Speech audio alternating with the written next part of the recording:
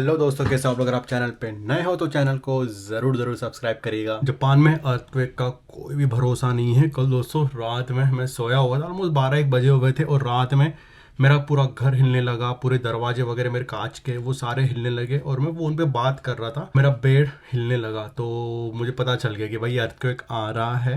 But मुझे पता है कि वो हल्का अर्थक्वेक था, तो मुझे ऐसे डरने की ज़रूरत थी नहीं। तो मैं घर में ही बैठा हुआ था, बाहर तो मैं गया नहीं। तो फिर मैंने तुरंत न्यूज़ चेक किया और फिर पता चला कि अराउंड 5 to 6 मैग्नीट्यूड का वो अर्थक्वेक आया था किसी और प्रीफेक्चर में। जब किसी और प्रीफेक्चर में यहाँ पे अर्थक्वेक आता है बड़ा वाला, तो टोक्यो में हल्के थोड़े बहुत झटके लग जाते। तो अगर आप टोक्यो में हो और किसी और प्रीफेक्चर में अर्थक्वेक आ रहे हैं तो आपको डरने की जरूरत नहीं। हाँ, बट अगर टोक्यो में अर्थक्वेक आया है काफी बड़ा वाला, तो फिर आपको थोड़ा डरना चाहिए। और जापान में जितने भी घर हैं, इंक्लूडिंग माइन, सारे घर यहाँ पे होते हैं अर्थक्वेक प्रूफ। तो जो बेसमेंट होता है ना, जैसे सारा घर लकड़े का बना हुआ है, तो जो बेसमेंट इसका बना हुआ है उसके अंदर एक डैम्पर सिस्टम होता है। तो जब भी अर्थक्वेक आता है तो यहाँ पे जो घर होते हैं ना, वो हिलते काफ़ी है बट होता कुछ नहीं है।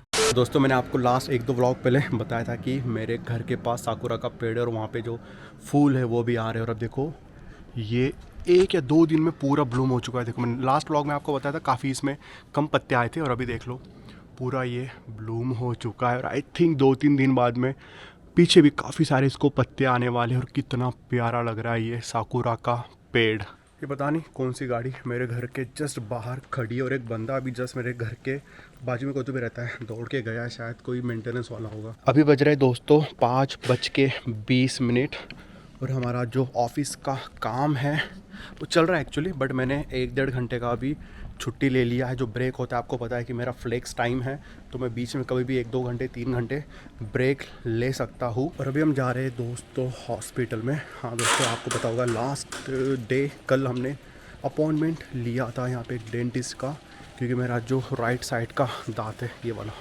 काफ़ी दुख रहा है। लास्ट मंथ मैंने दवा ली थी बट वो कुछ ठीक हुआ नहीं है और पिछले 1-2 हफ्ते से बहुत ही पेन कर रहा है। तो मैंने कल लिया है डॉक्टर का अपॉइंटमेंट, जो कि 5:30 का है। और जापान में होता है कल्चर कि आप हमेशा आपके अपॉइंटमेंट टाइम के 5 मिनट पहले वहाँ पे पहुँचना चाहिए। तो जो डेंटल हॉस्पिटल है वो मेरे घर से कुछ 5 मिनट ही है बाय वॉक। तो जस्ट मैं भी घर से निकला हूँ, भी बस हम 2 मिनट में पहुँचने ही वाले हैं डेंटिस्ट के हॉस्पिटल में। यहाँ भी कोई हॉस्पिटल है, पता नहीं कौन सा है, बट यहाँ भी काफ़ी सारे पेशेंट्स मुझे दिखते आते हुए। जापान में जो डेंटिस्ट है ना काफ़ी अमीर होते हैं, क्योंकि जापान में हर 10 में से 9 लोगों को दांतों का प्रॉब्लम होता है। आप देखना कि यहाँ पे काफ़ी लोग विदाउट एनी रीज़न मास्क पहन के रहते हैं, क्योंकि उनको दांतों का कुछ ना कुछ प्रॉब्लम होता ही है। इसलिए यहाँ पे जापान में डेंटिस्ट काफ़ी ज़्यादा है और वो काफ़ी एक्सपेंसिव भी, उनका जो खर्चा होता है ट्रीटमेंट का वगैरह बहुत महंगा होता है एज़ कम्पेयर टू इंडिया। मेरे घर के पास में देखो सेकंड हैंड शॉप है, यानी यहाँ पे आपको सारे second hand, third hand, fourth hand चीज़ें मिल जाएंगी और काफ़ी सस्ती होती है यहाँ पे। चलो 2 मिनट वॉक करके हम पहुँच गए इस सारा डेंटल क्लिनिक में, बहुत ही पास में मेरे घर के। तो चलिए जाते हैं अंदर।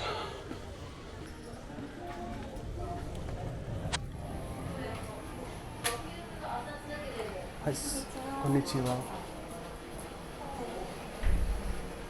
こんにちは。すみません。予約を。ありますか。あ、はい。5時半から予約があります。保険証をお願いしてもいいですか。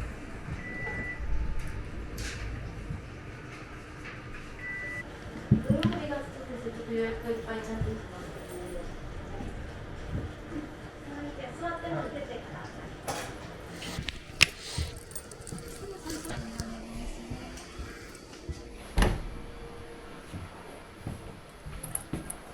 दोस्तों फाइनली हम घर पे आ गए हैं। तो जब हम हॉस्पिटल में पहुंचे थे, सबसे पहले तो उन्होंने मुझे एक फॉर्म भरने के लिए दिया था, जो कि पूरा जापानीज़ में था। तो मैंने बोला कि भाई मुझे इंग्लिश वाला होगा तो दे दो। तो अच्छी बात थी कि उनके पास में इंग्लिश वाला भी फॉर्म था। तो अगर आप यहाँ पे डेंटिस्ट के हॉस्पिटल में जा रहे हो, फिर नॉर्मल कोई भी हॉस्पिटल में जा रहे हो, तो आप उनको पूछ सकते हो कि आपके पास में इंग्लिश वर्जन है क्या। क्योंकि कभी कभी क्या होता है ना कि वहाँ पे कुछ कुछ पॉइंट ऐसे होते हैं कि कांजी बहुत हार्ड होती है और आप वो पढ़ नहीं पाते और गलती से आपने यस नो कुछ कर दिया तो डॉक्टर को तकलीफ हो जाती है, बाद में उनको मिसअंडरस्टैंडिंग हो जाती है अगर आपने गलत ऑप्शन चूज़ कर लिया तो फॉर्म वगैरह फिल करके मैंने उनको दे दिया और फिर उन्होंने मुझे ले गया था उनके कैबिन के अंदर, जहाँ पर जाते ही मैं तो सरप्राइज़ हो गया था। इतना ज़बरदस्त हॉस्पिटल था ना, इतना क्लीन। और जापान तो आपको पता है कि यहाँ पे कैसी एडवांस मशीनें होती है, तो अंदर जाते ही उन्होंने मुझे वो जो चेयर होती है डेंटिस्ट वाली, उस पर लेटा दिया। उसके बाद में थोड़ी देर बाद में डॉक्टर साहब आए थे, वो काफ़ी मुझे एक्सपीरियंस लगे। आए, उन्होंने मेरा दांत देखा। उन्होंने एक्चुअली सबसे पहले मेरा एक्सरे निकाला था एक रूम के अंदर, मुझे कोट वगैरह सब पहना दिया और एक मशीन थी उसके सामने मेरा मुंह रख के फिर वो मशीन पूरा घूमा और मेरा पूरे दांतों का एक्सरे निकाला। फिर वो डॉक्टर आए, उन्होंने पूछा कि क्या दिक्कत है, तो बताया मैंने कि मेरे राइट साइड का जो पीछे वाला दांत है वो काफ़ी कुछ दिनों से पेन कर रहा है नॉल। उन्होंने देखा और 1 मिनट में उन्होंने पहचान लिया कि भाई इसका दांत निकालना पड़ेगा। ये क्या कर रहा है? अरे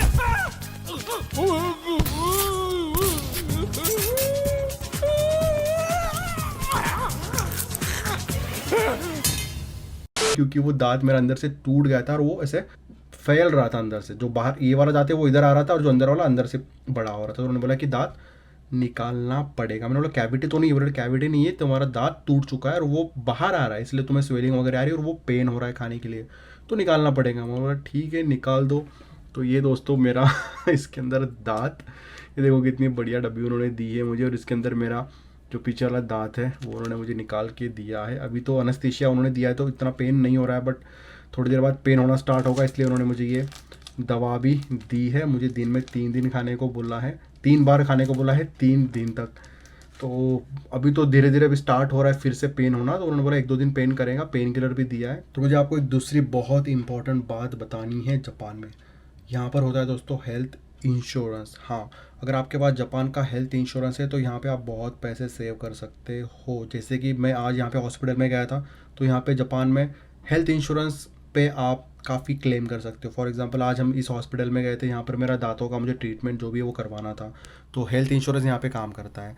अगर मैं विदाउट हेल्थ इंश्योरेंस जाता तो मुझे यहाँ पे काफ़ी पैसे लगते। तो यहाँ पे अगर देखा जाए तो नॉर्मल ट्रीटमेंट दांतों का कराना है तो 10-15 हज़ार येन आपको लग जाते हैं, बट मेरा आज का ट्रीटमेंट का जो खर्चा आया दोस्तों सिर्फ दांत निकालने का, वो 3000 येन, 3150 येन मुझे देना पड़ा विथ इंश्योरेंस। अगर मेरा इंश्योरेंस नहीं होता तो शायद मुझे इससे 10-15 हज़ार येन तो मुझे आराम से देने पड़ते थे। तो अगर आप कोई भी हॉस्पिटल में जा रहे हो, वो डेंटिस्ट हो या कोई भी, वहाँ पर आप सबसे पहले कंफर्म कर लो कि आप वहाँ पे हेल्थ इंश्योरेंस यूज़ कर सकते हो या नहीं। अगर यूज़ कर सकते हो तो आप वो ज़रूर यूज़ करेंगे, ताकि आप उस पर 70% जो होता है वो हेल्थ इंश्योरेंस वाले पैसे देते हैं और 30% आप पैसे देते हो। अभी दोस्तों बहुत ज़ोर से भूख भी लगी है और खाने में कुछ था नहीं, तो मैंने घर पे आते ही ना सबसे पहले लगाए थे राइस बनाने के लिए, जो कि अभी ऑलरेडी बन चुके हैं इसके अंदर। और जो मेरे राइस है वो अभी ख़त्म भी हो गए, तो हम जब सुपरमार्केट में जाएंगे तो हमें राइस लाना पड़ेगा। साथ ही में मैंने लगा दी है कॉफ़ी गर्मा गर्म। तो इतने देर तो एनेस्थीसिया दिया हुआ था यहाँ पे, तो कुछ पेन नहीं हो रहा था, बट अब सडनली ये साइड में जब मैं बात कर रहा हूँ तो थोड़ा सा ऐसे पेन होना स्टार्ट हो गया है। तो अभी हम एक काम करते हैं, खाना खाते हैं और जो डॉक्टर ने दवा दी थी वो हम लेते हैं। और अच्छी बात दोस्तों देख रहे हो कि यूजुअली हम इंडिया में जब जाते हैं डॉक्टर के पास में तो वो हम प्रिस्क्रिप्शन लिख के देते हैं और दवा कितनी बार लेना है वो आपको पेन से लिख के दे देंगे। बट आप यहाँ पे जब दवाखाने में जाओगे ना, यहाँ के हॉस्पिटल में, तो आपको इस तरीके से अलग से प्रिंट देंगे जिसमें कि दवा कौन सी है, वो कब लेना है, कितनी लेना है, वो सब डिस्क्रिप्शन यहाँ पे वो एक प्रिंटेड फॉर्मेट में दिया रहता है। और साथ ही में दोस्तों आप यहाँ पे देख रहे हो इन्होंने इस गोली का जो इफ़ेक्ट है वो कैसे होगा और उसके साइड इफ़ेक्ट्स वो उन्होंने साथ में ही मेंशन करके रखे हैं। तो दोस्तों अभी हम आ गए हैं हमारे जिम में। साइकिल अभी जस्ट मैंने पार्किंग को लगाई है। एक्चुअली मैंने सोचा था कि आज वर्कआउट नहीं करना है, बट जो मैंने खाना खाने के बाद में दवा ली थी ना, उससे अभी थोड़ा मेरा पेन कम हो गया है। मैंने सोचा कि क्यों ना थोड़ा बहुत वर्कआउट आज कर लेते। तो जिम आते आते मैंने एक कमेंट पढ़ा है, दीप ज्योति ने क्वेश्चन किया है, जो कि हमारे चैनल के गेशा मेंबर है। तो अगर अब तक आपने चैनल का मेंबरशिप नहीं लिया है तो ज़रूर जाके लीजिएगा। आप मुझसे डिस्कॉर्ड पे 1-on-1 कनेक्ट भी कर सकते हो, ताकि मैं आपके सारे जो क्वेश्चंस है वो मैं आपको 1-on-1 कंसल्ट कर सकूँ। चलिए लेते हैं दीप ज्योति का क्वेश्चन। 12th कंप्लीट किया है और इनका PCMB स्ट्रीम था। जापान बड़ा पसंद है और जापान आना चाहते हैं, तो ये इसके लिए क्या करना चाहिए, ये इनका क्वेश्चन है। एक्चुअली इस पर काफ़ी सारे वीडियोस बनाए हैं कि आपको अगर आप 10th 12th में हो और आपको अगर जापान में आना है तो आप क्या क्या कर सकते हो। बट मैंने क्या किया है वो मैं आपको एक्चुअली बताऊंगा, ताकि वो आपको थोड़ा हेल्प उससे मिल जाए। तो जब मेरा 12th कंप्लीट हुआ था तो मैंने क्या किया था, मेरा साइंस ही था एक्चुअली। साइंस होने के बाद में तो मेरा प्लान था इंजीनियरिंग करने का, तो मैंने कंप्यूटर टेक्नोलॉजी ब्रांच लिया था और वहाँ पे मैंने मेरा बैचलर ख़त्म किया, बट उसी टाइम पे ना मेरे को करना था एक लैंग्वेज मेरे को सीखना था जो मैंने चूज़ की थी जैपनीज़। क्यों मैंने चूज़ की थी? क्योंकि मुझे जापान में आना था मास्टर्स करने के लिए। तो मास्टर्स तो मैं जापान में नहीं कर पाया, इंडिया से मैंने मेरा मास्टर कंप्लीट किया था, बट उसके बाद में मैंने प्लान किया था पीएचडी करने का जापान से। उसके लिए मैंने फिर स्टार्ट किया था जैपनीज़ पढ़ना, और साथ ही में मैंने मेक स्कॉलरशिप थी उसका भी मैंने तैयारी किया था। और काफ़ी सारे जो यहाँ के यूनिवर्सिटीज़ है, वासेदा, क्योतो, टोक्यो, सबसे मैंने वहाँ के जो प्रोफेसर है उनसे मैंने कांटेक्ट किया था। मेरा जो प्रोजेक्ट था, जो मेरा रिसर्च थीसिस था, वो मैंने उनसे कंसल्ट वगैरह किया था, डिस्कस किया था। तो मेरा प्लान था यहाँ पे हायर स्टडीज़ करने के लिए फिर से आने का। बट फॉर्चुनेटली हुआ ये था कि जैपनीज़ कंपनी मेरे यूनिवर्सिटी में आ गई थी जब मैं मास्टर्स कर रहा था, और उन्होंने मुझे रिक्रूट कर लिया था यहाँ पर डायरेक्टली। तो आपका भी 12th ख़त्म हुआ है, तो आपके पास एक प्लस पॉइंट क्या है कि आपके पास अभी काफ़ी ज़्यादा टाइम है जैपनीज़ पढ़ने के लिए। मैंने काफ़ी लेट स्टार्ट किया था जैपनीज़ पढ़ना, तो आपका भी 12th ख़त्म हुआ है। तो सबसे पहले आप क्या करो, आप लो जैपनीज़ पढ़ने के लिए अभी से N5 से स्टार्ट करो, और उसके बाद में आपका भी 12th ख़त्म हुआ है तो आप इंजीनियरिंग ऑफ कोर्स करोगे, क्योंकि आपका PCMB स्ट्रीम था। तो आप जब इंजीनियरिंग करोगे तो आप किसी अच्छे कॉलेज से करो, ताकि अभी हो क्या रहा है दोस्तों पता है, काफ़ी सारी जैपनीज़ कंपनीज अब इंडिया में रिक्रूटमेंट के लिए आ रही है, क्योंकि यहाँ पे लोग ही नहीं है, बंदे ही नहीं है काम करने के लिए। तो वो अभी आ रही है इंडिया में। अभी मैंने कुछ न्यूज़ पढ़ी थी, 3 से 4 लाख इनको एम्प्लॉयज़ चाहिए अगले आने वाले 5 साल में इंजीनियर्स इनके पास में। तो ये इंडियन यूनिवर्सिटीज़ में आ रही है रिक्रूट करने के लिए। तो अगर आप किसी अच्छे कॉलेज से, IIT ज़रूरी नहीं है, IIT NIT ज़रूरी नहीं है, उससे नीचे भी काफ़ी अच्छे अच्छे कॉलेजेस हैं, अगर आप वहीं से भी थोड़ा रिसर्च करके आप अच्छा कॉलेज चूज़ कर लो ना, तो आपके पास एक चांस रहेगा कि जैपनीज़ कंपनीज डायरेक्टली आपके कॉलेज में या आपके एटलीस्ट यूनिवर्सिटी में आ रही है रिक्रूटमेंट के लिए। तो वो आपके पास एक प्लस पॉइंट है। दूसरा है कि आप जैपनीज़ पढ़ लो, अच्छी खासी कर लो, जब तक आपका इंजीनियरिंग ख़त्म होगा आप N2 या N3 एटलीस्ट कर लो, और आप किसी इंडियन कंपनी में जॉब करना स्टार्ट कर दो, कोई भी कंपनी में, कोई दिक्कत नहीं है। और वहाँ पे अगर उनका कोई ब्रांच है जापान में, तो आपको जैपनीज़ ऑलरेडी आती है, क्योंकि मैं भी इंडिया में जब जॉब करता था ना, 1 साल मैंने वहीं पे काम किया था सीमेंस के अंदर, और मुझे जैपनीज़ आती थी। और पता है दोस्तों, पूरे कंपनी में इंडिया के सिर्फ मुझे जैपनीज़ आती थी, तो मुझे वहाँ पे बहुत प्रायोरिटी मिली थी, क्योंकि सीमेंस जापान में भी है, और जापान के जितने भी एम्प्लॉयज़ उस सीमेंस में आते थे, मुझे आगे रख के उनसे कम्युनिकेट करने के लिए मुझे आगे रखा जाता था। तो आपके पास ये प्लस पॉइंट है कि जब भी आप इंडिया में किसी भी कंपनी में जॉब करो और उस कंपनी के थ्रू आप जापान में आ सकते हो, ये आपका दूसरा ऑप्शन हो गया। तीसरा ऑप्शन ये है कि आप इंडिया में जब जॉब करना स्टार्ट करो, अगर उसका कोई ब्रांच नहीं जापान में, आप फिर जॉब करते करते ही सर्च कर लो लिंक्डइन के थ्रू या बहुत से वेबसाइट से, या डायरेक्टली आप किसी कंपनी में भी अप्लाई कर सकते हो। और आपको जैपनीज़ भी अच्छी खासी आती है, आपका जब इंडिया में आपको वर्किंग एक्सपीरियंस भी अच्छा खासा रहेगा, तो डायरेक्टली कंपनी आपको, जैपनीज़ कंपनी आपको इंडिया से ही यहाँ पे बुला देंगे, और वो आपको स्पॉन्सरशिप भी दे देंगी वीज़ा का। तो आपके पास ये 3 ऑप्शन है जापान में आने के लिए। तो चलिए जाते हैं अभी और थोड़ा हल्का सा वर्कआउट करते हैं। ये है हमारा जिम, जो चैनल पे अभी नए हैं, जिनको पता नहीं है, जैपनीज़ जिम के अंदर हम वर्कआउट शूट नहीं कर सकते। 3rd फ्लोर पे हमारा जिम, तो जब भी मैं जिम में आता हूँ मैं वीडियो शूट नहीं कर पाता हूँ।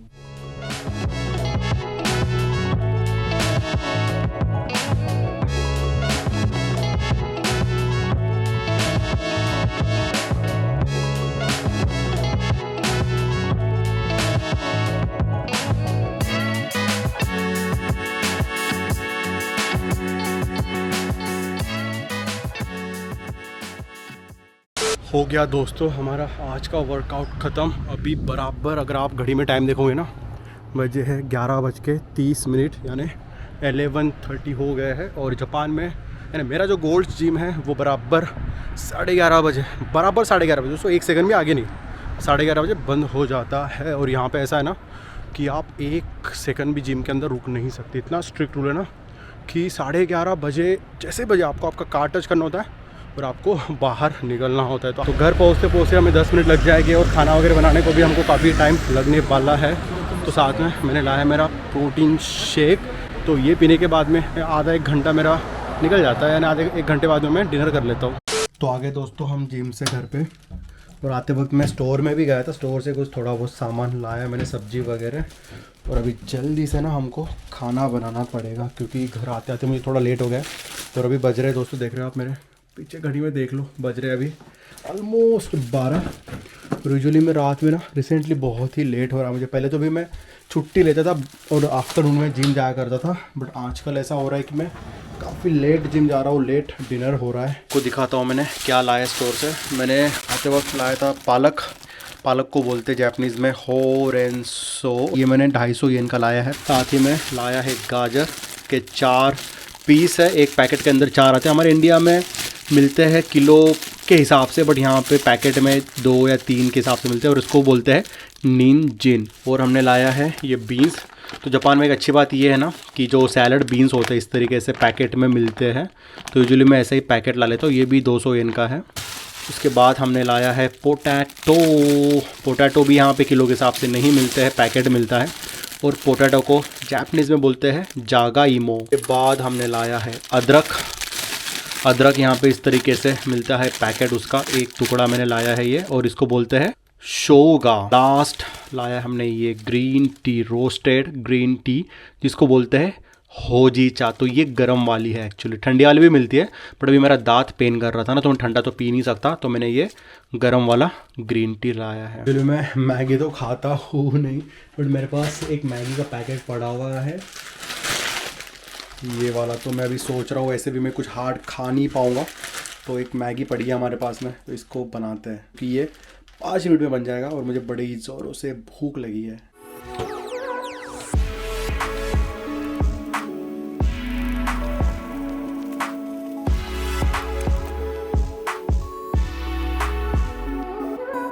तो दोस्तों मैं जब बनाता हूँ मैगी तो उसमें डालता हूँ मैं टमाटर, मशरूम, ये ग्रीन वाले बीन्स, प्याज, ग्रीन वाला कैप्सिकम और ये बीन्स। और यहाँ पर हमारा हो रहा है मसाला जो है वो बॉइल्ड। और इसके बाद हम डालने वाले इसके अंदर मैगी। क्योंकि मुझे सैलड खाना बहुत अच्छा लगता है, वेजिटेबल्स, तो मैं मैगी के अंदर जितने भी मेरे पास में घर पे सब्जियाँ होती है ना, सारी मैं कट करके उसके अंदर डाल देता हूँ। तो आपका क्या रेसिपी है मैगी बनाने का, आप मुझे कमेंट करके ज़रूर बताना। तो नेक्स्ट टाइम जब भी मैं मैगी बनाऊँगा मैं आपका रेसिपी फॉलो करूँगा। दोस्तों बन गया हमारा अभी मैगी, और हम मैगी खाते खाते देख रहे हैं शार्क टैंक।